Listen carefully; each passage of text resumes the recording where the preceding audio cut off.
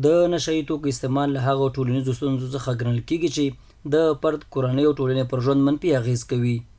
ننګرهار میشتې ولسونه د نشه یي توکو د مخنیوي او متعددینو درملنې په اړه د امیرالمؤمنین حفظه الله د فرمان هرکلی کوي. امیر صاحب مومنین چې کوم فرمان صادر کړی د مواد مخدرې په ارتباط باندې د دغه فرمان موږ هرکلی کوو. ډېر ښه ټکي ته اشاره کړې ده، واقعا چې د دغه اشخاصو د خلکو مخه ونیول شي، د دې تاداوي وشي.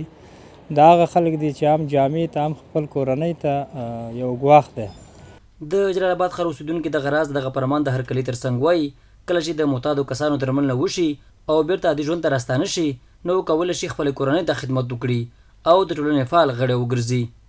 د دې په خاطر باندې چې د دې درملنه وشي، د دې د کور یو غړی به فعال شي او د دې کورنۍ هغه محتاجي به د منځه لاړه شي.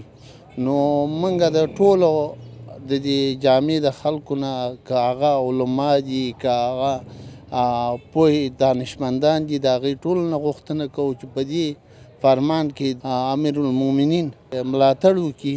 بل لور ته روغتیا پالان وایي نشه یي توکي نه یوازې د انسان پر روغتیا ناوړه اغېز لري، بلکې د کورنۍ او ټولنې پر اقتصادي او ټولنیز وضعیت هم منفي اغېز کوي.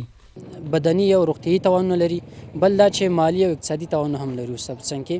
او بل اسلام او شریعت موږ ته اجازه نه ده راکړې چې موږ د شیانو استفاده وکړو.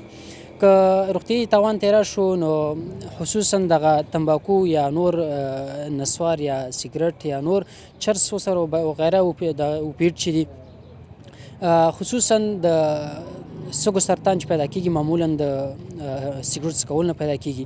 همداسې د خولې سرطانونه، د ژبې او د شونډو سرطانونه د نسوارو د استعمال نه پیدا کېږي. ورسره په څنګ کې شراب دي چې الله تعالی موږ ته نه منع کړي وو. غټ تاوان یې هم دا دی چې ځیګر سیروزس ورکوي، یعنې ځیګر خرابوي او له منځه وړي. روغتیا پالانو هم خلک په دې باور دي چې د معتادینو درملنه او بیرته ټولنې ته د هغوی راګرځول د بشري ځواک د پیاوړتیا، اقتصادي ودې او ټولنیز ثبات لپاره مهم ګام دی.